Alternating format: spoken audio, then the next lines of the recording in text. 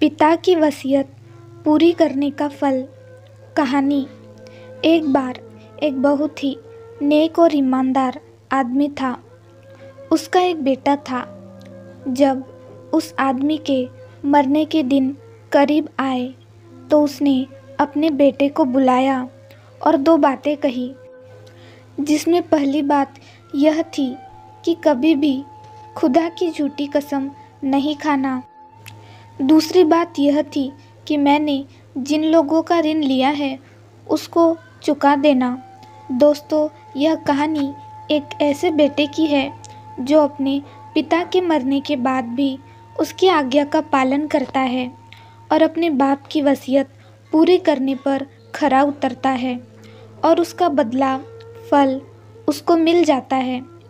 इस हिंदी कहानी में आपको माँ बाप के प्रति प्रेम भाव से रहने और उनकी बात मानने की प्रेरणा मिलेगी।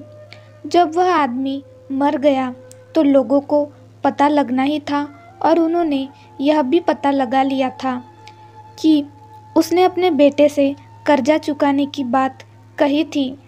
अब सभी लोग इससे फ़ायदा उठाना चाहते थे।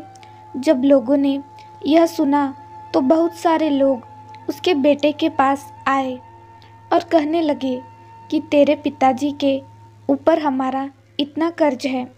लोगों का यह हाल हो गया कि एक एक आदमी आता था और कहता था कि तेरे बाप के लिए मैंने इतना धन दिया था और मुझे इतना ही चाहिए। बहुत से लोग झूठा दावा करते कि मेरा भी कर्ज है, मुझे भी दो। वह उनको उतना ही धन दे देता। ऐसे ही कुछ दिन तक चलता रहा, यहाँ तक कि उसका सारा धन अपने पिताजी के ऋण चुकाने में चला गया और वह बेचारा गरीब हो गया। जब उसके पास एक कुछ भी नहीं बचा तो वह अपने पत्नी और बच्चों को लेकर निकल खड़ा हुआ और नदी में नाव पर सवार हो गया। अब वह करता भी क्या, यही उसके पास एक रास्ता बचा था। उस पर लोग जुल्म कर रहे थे और ज़बरदस्ती उससे कर्ज मांग रहे थे। अब वह अपनी बीवी और दो बच्चों के साथ नाव में सवार होकर जा रहा था। खुदा का हुक्म यह हुआ कि अचानक नाव टूट गई और उसके तख्ते अलग हो गए। वह चारों अलग अलग तख्ते पर बहने लगे। भयंकर तूफान की वजह से हर एक आदमी अलग अलग दिशा में जा पहुंचा।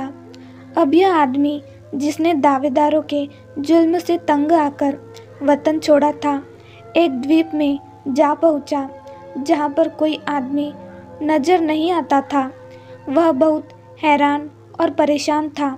अचानक एक आवाज़ आई कि ए माँ बाप के साथ एहसान करने वाले, खुदा चाहता है कि तुझे खजाना मिले। तुम फला जगह पर जाओ और खजाना निकाल लो। उस आदमी ने यह पूरी आवाज़ सुनी और बताई हुई जगह पर पहुंचा तो वाकई में खजाना मिल गया। फिर खुदा ने कुछ आदमी कहीं से उसके पास भेजे। उनसे उसने अच्छा बर्ताव और स्वागत किया। जब उसकी आव भगत और शिष्टाचार की खबर आसपास के इलाकों में फैली तो उसके अच्छे व्यवहार के कारण वह दूर दूर तक प्रसिद्ध हो गया और आसपास के लोग आने लगे और जो आते गए वहीं पर बसते गए, यहाँ तक कि वह द्वीप बड़ा शहर बन गया। वह आदमी उस शहर का बादशाह बन गया। जिस तरह उसकी खबरें सुन सुनकर और आदमी आते थे, उसके बड़े बेटे को भी इस बात का पता चला कि एक आदमी जो बहुत ही दयालु और प्यार प्रेम वाला है, जिसकी वजह से एक सुनसान द्वीप शहर बन गया।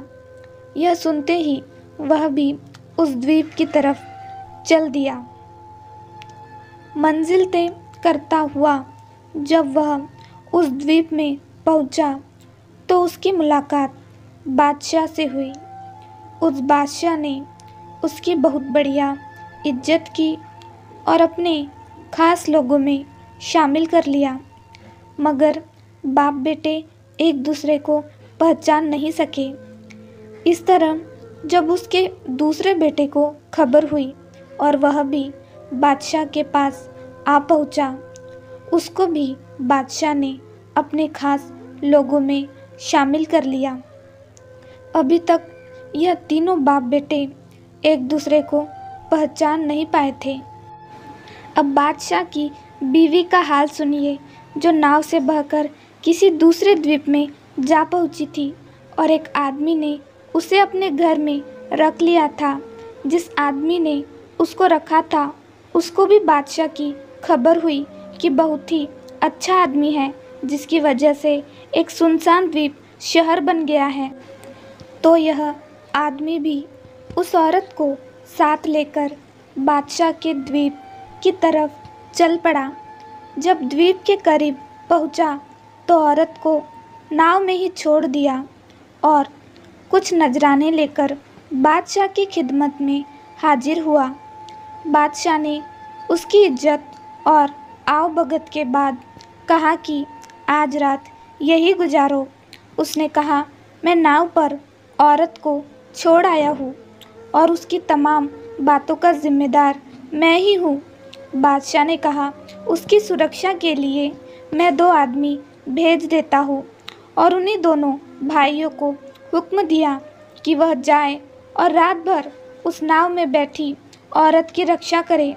जब वह दोनों भाई नाव पर पहुँचे तो आपस में कहने लगे कि हमको इस औरत की हिफाजत के लिए भेजा है, कहीं ऐसा ना हो कि नींद आ जाए, इसलिए आपस में कुछ बात कर लेते हैं। एक ने कहा कि अपनी ज़िंदगी की अब तक का हाल सुनाए ताकि नींद नहीं आए और रात भी कट जाए। तो एक ने पहले अपना किस्सा शुरू किया और अपनी पूरी दास्तान सुना गया कि हम 2 सगे भाई थे। दूसरे भाई का यही नाम था जो तुम्हारा है। हमारा बाप हमको और हमारी माँ को साथ लेकर नाव में सवार हुआ। खुदा की कुदरत, नाव टूट गई और हम सब बिखर गए। खुदा जाने कौन कहाँ कहाँ पहुँचा। जब यह किस्सा दूसरे ने सुना तो पूछा कि तुम्हारे बाप का क्या नाम है। उसने अपने बाप का नाम बता दिया। फिर पूछा, तुम्हारी माँ का क्या नाम है। तो उसने अपनी माँ का नाम भी बता दिया। इतना सुनते ही दोनों एक दूसरे को पहचान गए और दौड़कर एक दूसरे से लिपटकर कहने लगे, रब की कसम, तू तो मेरा भाई है। वह औरत जो नाव में बैठी हुई थी, जो हकीकत में उनकी माँ थी, दोनों की बातें सुन रही थी। जब सुबह हुई और वह आदमी नाव पर आया तो देखा कि औरत बहुत गमगीन और उदास बैठी है।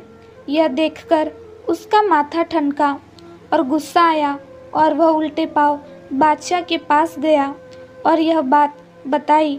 बादशाह ने हुक्म दिया कि तीनों आदमी हाजिर किए जाए।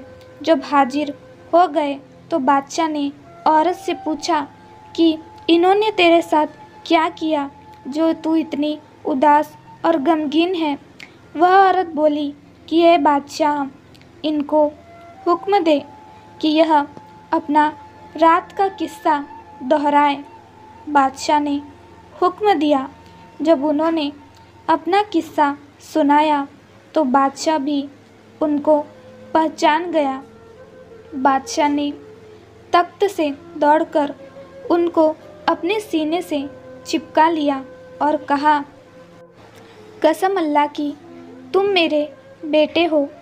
उधर वह औरत भी बेचैन हो गई और तड़प कर बोली, कसम अल्लाह की, मैं इनकी माँ हूँ। अब वह चारों मिलकर बहुत खुश थे।